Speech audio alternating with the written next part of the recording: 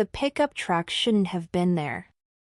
I stood frozen on the sidewalk, my therapist's manicured lawn stretching before me like no man's land. My hand clutched a simple thank you card, crumpled now, trembling in my grip. Because there, parked in her driveway like a ghost materializing from my past, sat my father's beat-up Chevy pickup. Faded green paint. That familiar dent on the passenger side. My pulse hammered in my ears, the same rhythm I'd felt in Kandahar when our convoy hit an IED. Danger. Betrayal. Something deeply, catastrophically wrong. I should have walked away. Dropped the note. Left. But then I heard it, a sound I'd never heard in 34 years of life. My father. Crying. I can't tell her, his voice cracked through the half-open window. God help me, I can't. She'll despise me when she knows the truth. The world tilted. My combat boots, the ones that had carried me through 2 tours in Afghanistan, felt like they were sinking into quicksand. What truth? Tell who? Me? I pressed myself against the wall, hidden by the overgrown bushes, my heart threatening to give away my position. Every instinct from years of military training screamed at me to retreat. But I couldn't move. Couldn't breathe. The secret I've kept, Dad continued, his voice breaking into sobs, it's eaten me alive for over 30 years. But if she finds out what I did, what really happened, I'll lose her forever. I'm Daisha Garvey, a 34-year-old Army captain who's seen her share of combat zones, from dusty patrols in Afghanistan to leading my unit through high-stakes training exercises. But let me tell you, nothing prepares you for the wars at home. The ones that hit you right in the chest, where no body armor can protect you. If you're new here, hit that subscribe button and turn on notifications, because what you just witnessed? That was the moment my entire life cracked open. The moment I discovered that everything I believed about my father, my childhood, my identity, was built on a lie that had poisoned my existence for over 3 decades. Stick around, because this isn't just my story. It's a wake-up call for anyone carrying family baggage, anyone who's built walls to protect themselves, anyone who thinks silence is safer than truth. We'll uncover hidden betrayals, face raw emotions that'll make you question everything, and find redemption in the most unexpected places. By the end, you might just pick up the phone and have that conversation you've been avoiding. But I'm getting ahead of myself. Let me take you back to where this all began, and I promise you, the revelations ahead will shake you. It all started on a crisp autumn evening last year. October 15th, to be exact. The kind of night where the air bites at your skin and dead leaves skitter across pavement like whispered warnings. I'd just wrapped up a grueling week at the base, endless drills, strategy sessions, and that constant pressure to be unbreakable. As an Army captain, I've learned to compartmentalize, lock away the fear, the doubt, the nightmares, and keep marching forward. You don't get to lead a unit through hostile territory by showing weakness. You don't earn respect by crumbling under pressure. But off-duty? That's when the cracks show. That's when the 3 a.m. sweats kick in, when you jolt awake reaching for a weapon that isn't there, when you see the faces of soldiers who didn't make it home. That's why I see Dr. Miriam Tate, my therapist.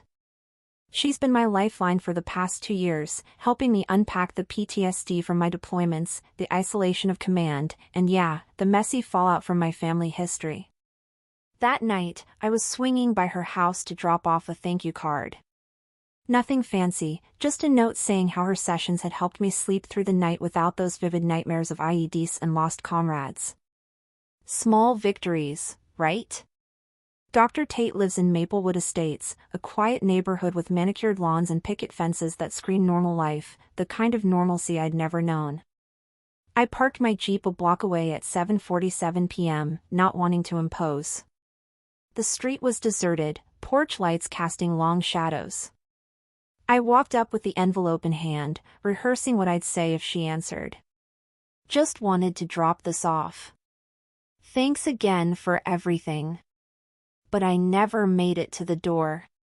There, bathed in the amber glow of her driveway light, sat a truck that sent ice through my veins. Faded green paint, more rust than shine. A dent on the passenger side from that time it got sideswiped in a Walmart parking lot back in 2011. I knew every scratch, every imperfection. It was my dad's truck. Reginald Garvey, Reg, as everyone called him, a retired Army sergeant who'd served in the Gulf War back in the 90s. The man who'd been a stranger to me for most of my life. My stomach twisted into knots. What the hell was he doing here? Dad hated therapy. To him, it was for weaklings who couldn't handle their own mess. He drilled that into me growing up. Garveys don't whine, we endure. We don't spill our guts to strangers. We handle our business. The man had never asked for help in his life. Never showed vulnerability. Never cracked. So why was his truck in my therapist's driveway? Curiosity burned like a flare in the night. Every rational part of my brain screamed at me to turn around, drop the note in the mailbox, and leave. Mind my own business. Respect his privacy. But instinct kicked in, the same gut feeling that saved my squad more than once overseas. The sixth sense that whispers something's wrong before bullets start flying. I couldn't ignore it. I slipped around the side of the house, my combat training taking over. Silent footfalls. Controlled breathing. Staying in the shadows. My heart pounded like I was on a recon mission deep in enemy territory. The window to what I assumed was her home office was cracked open about 3 inches, golden light spilling out, voices drifting into the cool night air. I pressed my back against the wall, hidden by an overgrown azalea bush, and listened. It was him. No question. That voice, rough from years of barking orders and chain smoking after retirement, filled the air. But it was different. Broken. Shattered. He was sobbing. I'd never heard my dad cry. Not once. Not when his own father died. Not when Mom filed for divorce. Not at her funeral 6 years ago. Reg Garvey was granite. Unmovable. Unbreakable. Until now. I don't know how to tell her, he choked out, his words punctuated by ragged breaths. Dr. Tate, I've carried this for so long, 33 years of carrying this weight. I'm terrified she'll hate me even more once she hears the truth. But I can't keep living like this. It's killing me. Literally killing me. My knees almost buckled. The thank you card slipped from my fingers, landing silently on the grass. Dr. Tate's calm voice responded, soothing but professional. Reg, secrets like this fester. They become cancers that eat away at your soul. But facing them, that's where healing begins. She has a right to know. And you deserve to unburden yourself. But what if she never forgives me? His voice cracked. What if this is the thing that destroys what little we have left? Living in fear of that possibility is destroying you right now, Dr. Tate replied gently. I can see it in your health, in your spirit. This secret is already killing your relationship with her. The truth might be your only chance to save it. Tell who? Me? What truth? What had he done? My mind raced through possibilities like flipping through case files, an affair during their marriage? Some family scandal Mom never told me about? A crime? A betrayal so deep it had poisoned everything? I backed away from the window, my hands shaking. The professional soldier in me, the one who'd kept her cool under enemy fire, was gone. I was just Daisha. Just a daughter who suddenly realized she might not know her father at all. I bolted to my Jeep, drove home in a daze, and collapsed on my couch. That night, sleep evaded me like an elusive enemy. I lay in the darkness, staring at my ceiling, questions bombarding me like mortars. Why was Dad seeing my therapist? Behind my back? Without telling me? And what secret could be so devastating that it reduced a tough-as-nails veteran to tears? By dawn, I'd made a decision. I had to know the truth. To understand why this hit me so hard, I need to take you back. Back to a childhood that looked normal from the outside but felt like a war zone from within. Growing up as Daisha Garvey wasn't easy. Dad was stationed at bases across the country, Fort Bragg in North Carolina, then overseas stints in Germany and Korea that left Mom and me behind for months at a time. He was a hero in uniform, decorated for bravery under fire, his medals displayed in a shadow box that hung in our living room like a shrine. But at home? He was a fortress. Impenetrable. Unreachable. Love came in practical forms: a roof over our heads, food on the table, boots polished for my first day of school. He taught me to change a tire when I was 10, to shoot a rifle at 12, to stand at attention and give a proper salute before I hit my teens. Skills. Survival. Strength. But words? Hugs? Affection? Those were rarer than leave during wartime. I remember dinners as silent affairs. I'd chatter about school plays or soccer games, desperate for his attention, and he'd nod, grunting approvals like "good job, kid" or "sounds fine." His eyes would be distant, locked somewhere between the present and whatever horrors he'd seen in the Gulf. He missed my high school graduation because of a last-minute deployment extension, or so he said. I wore my cap and gown, walked across that stage to accept my diploma, and searched the crowd for his face. Mom clapped and cried, but the seat beside her remained empty. When I got home that night, there was a card on my bed: "Congratulations. Sorry I couldn't make it. Dad."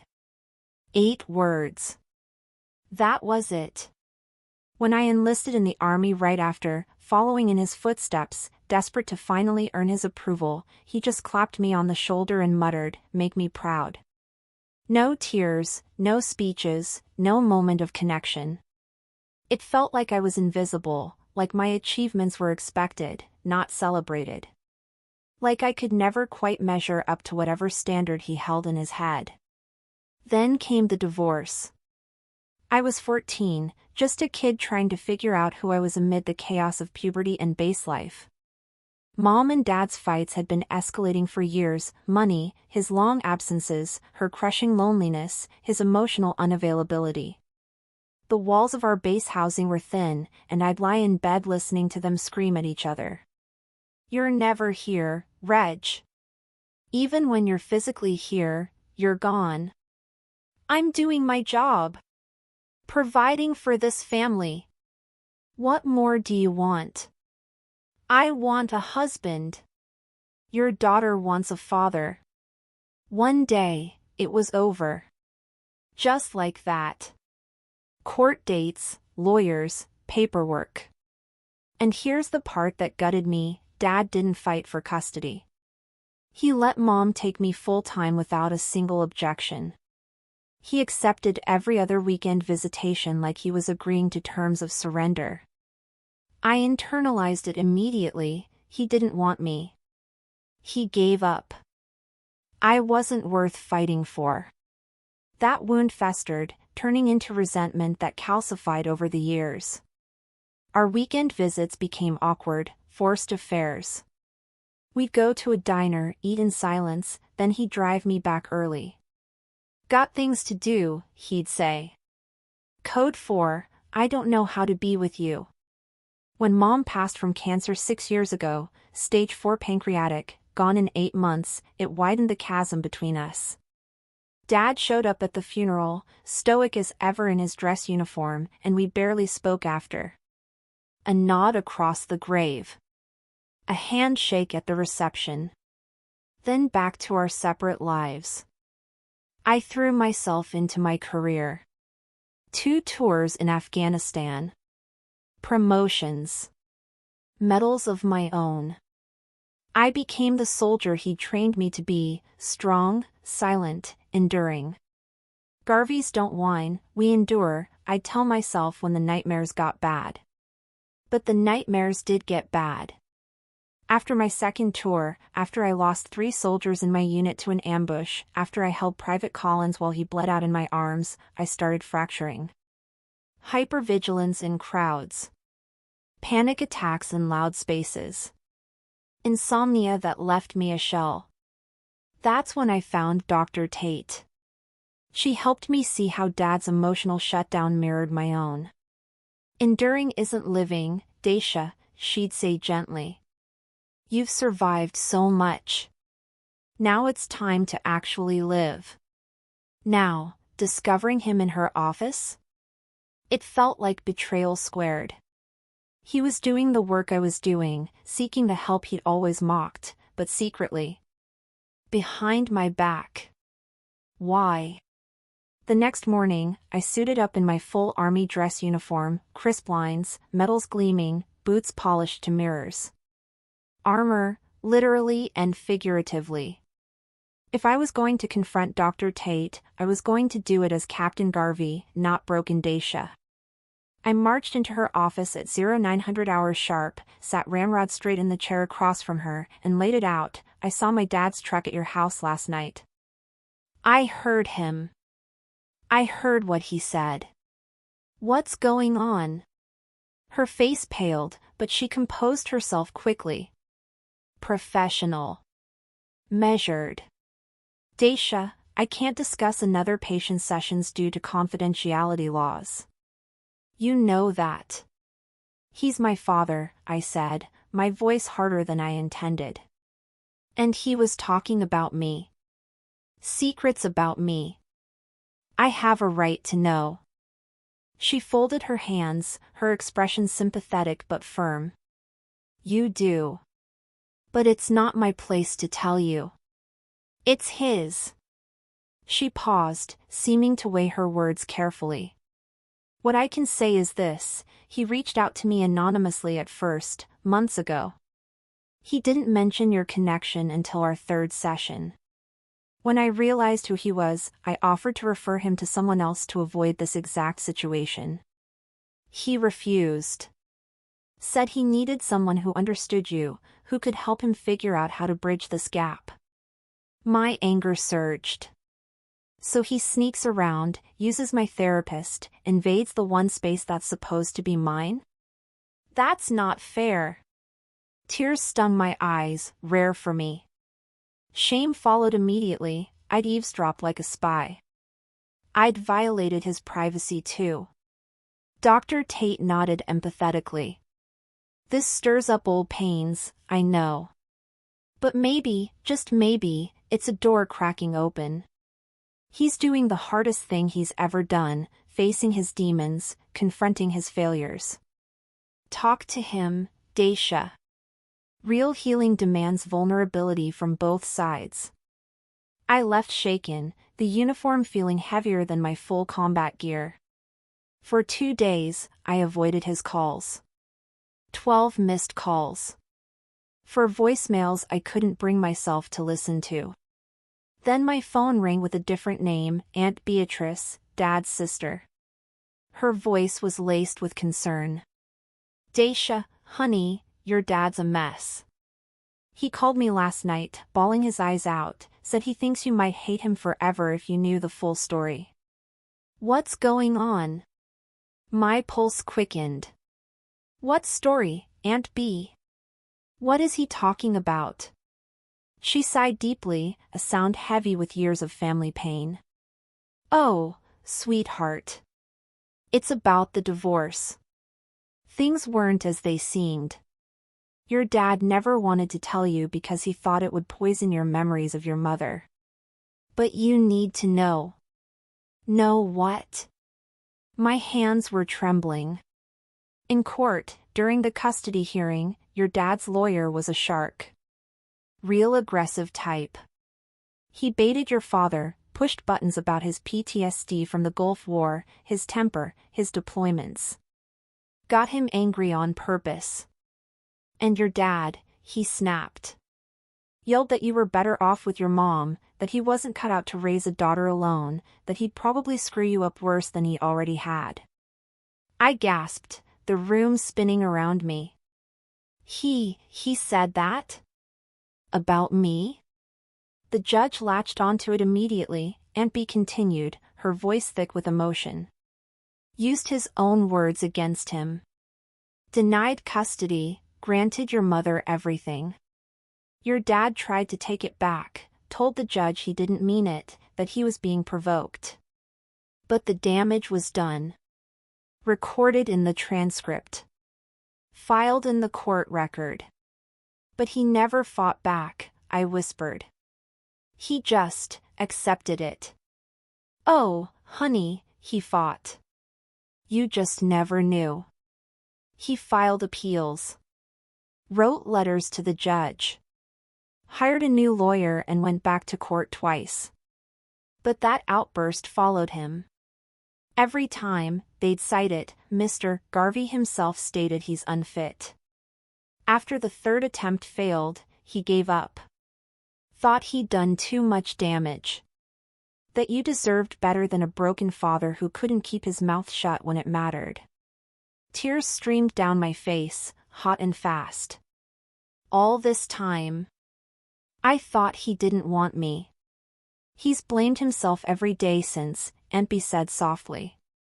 Modeled his parenting after his own dad, your Grandpa Earl, who was cold as ice. Never showed emotion, never said I love you. Your dad internalized that, better silent than risk saying the wrong thing. Better distant than risk causing more damage. He pulled away to protect you from his failures. Everything I'd believed about my childhood shifted like a Jenga tower collapsing. Those silent dinners? Guilt eating him alive. Missing events? Fear of rejection, of being told he wasn't wanted. He hadn't given up on me, he'd been defeated, then punished himself for it every single day. There's more, Aunt B added quietly. He's been sick, Daisha. Heart problems. Stress-related, the doctors say. But we both know it's the guilt. It's killing him. Going to therapy was his way of finally facing it, hoping to get healthy enough, mentally and physically, to bridge the gap with you. He didn't want to dump all this pain on you before he dealt with his own demons. I could barely speak. Thank you for telling me. After we hung up, I sat in silence for what felt like hours. Then I picked up my phone and dialed his number. He answered on the first ring. Daisha? We need to talk, I said, my voice steady despite the tears. Now. We met at Veterans Memorial Park near the base, a place we'd visited when I was a kid, where he'd point out statues of heroes and say, that's what valor looks like. Remember that. The irony wasn't lost on me. He was already there when I arrived, sitting on our old bench under the oak tree. He looked older, frilier than I'd ever seen him.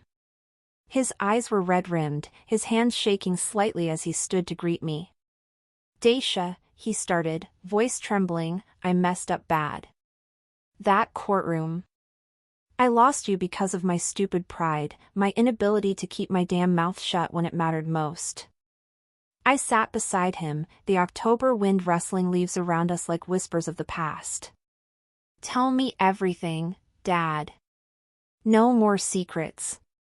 No more silence. And he did. He told me about the hearing, the outburst, the immediate regret. How he tried to fix it, fought harder than he'd ever fought for anything, but kept losing. How it haunted him every single day. I became the dad I swore I'd never be, distant, silent, emotionally unavailable like my old man. I thought if I stayed quiet, I wouldn't hurt you more. But it did the opposite. It destroyed us. He pulled out his worn leather wallet, flipping to a plastic sleeve. Inside was a photo, me at 6 years old, wearing a tiny camo outfit, saluting goofily at the camera. The edges were worn from handling. "Carried this every day," he said, his voice breaking. "Every single day. A reminder of what I lost. What I threw away." For the first time in my life, we hugged, really hugged. Not the awkward pat on the back. Not the formal handshake. A fierce, desperate embrace of two broken people trying to find their way back to each other. "I love you, kid," he whispered into my hair. "Always have. I just didn't know how to show it. Didn't think I deserved to." He confessed his health scares too, the heart issues, the high blood pressure, the stress-induced anxiety that left him gasping for air at 3 in the morning. "The doctors said I was killing myself with guilt," he admitted. That's when I knew I had to try therapy. Had to get strong enough, mentally and physically, to make things right with you. Or at least try. From there, we rebuilt. Brick by brick, conversation by conversation. Weekly meetups at Rosie's Diner near the base became our ritual, coffee black, hash browns crispy, stories flowing like they'd been dammed up for decades. He shared war tales I'd never heard, the genuine fear in the desert. The friends lost. How combat had hardened him into someone he didn't recognize. The nightmares that still woke him. I opened up about my own deployments, the adrenaline, the losses, the weight of command. "You taught me strength, Dad," I said one day, syrup pooling around my pancakes. "But now? We're learning softness together." 3 months into our reconciliation, he handed me a cardboard box one afternoon. "Found these cleaning out the garage. Read 'em if you want. Might help you understand." Inside were journals. Dozens of them. Spiral notebooks filled with his cramped handwriting, dating back to the year I was born. I spent an entire weekend reading them. Pages upon pages. March 12, 1990, she's got my fight already, barely a week old and screaming at the world. God help everyone when she grows up. September 3, 1998, missed her soccer championship game. Told her I had duty. Truth is, I was too ashamed to show up after that court transcript got brought up again in the appeals. Felt like I'd be tainting her victory. June 15, 2008, she enlisted today. Proud as hell, but scared she'll see the same hell I did. Scared she'll become as broken as me. April 22, 2015, heard she got promoted to captain. Wish I could shout it from the rooftops. Called to congratulate her. She answered, we talked for 3 minutes. I couldn't find the right words. It humanized him completely, showed me a man wrestling demons, loving from a distance, drowning in regret. Forgiveness wasn't instant. It wasn't a switch that flipped and made everything okay. It was work, therapy sessions where I'd vent residual anger, him attending his own weekly appointments. Arguments where old wounds reopened. Setbacks where we'd retreat into old patterns. But slowly, painfully, beautifully slowly, the poison drained. A year later, we're unbreakable.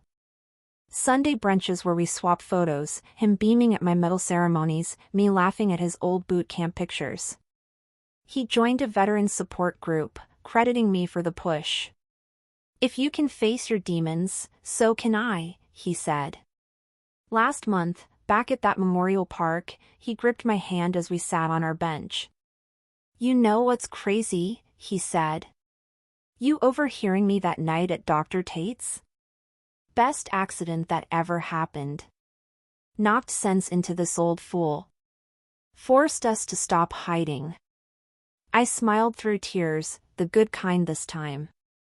Silence almost destroyed us, Dad. But valor isn't just on the battlefield. It's in facing the truth, no matter how terrifying. You taught me that. And that's my story, folks. If it's resonating, if you're sitting there with tears in your eyes or your own memories flooding back, you're not alone. Families fracture under the weight of unspoken truths, under secrets that fester like untreated wounds. But they can mend.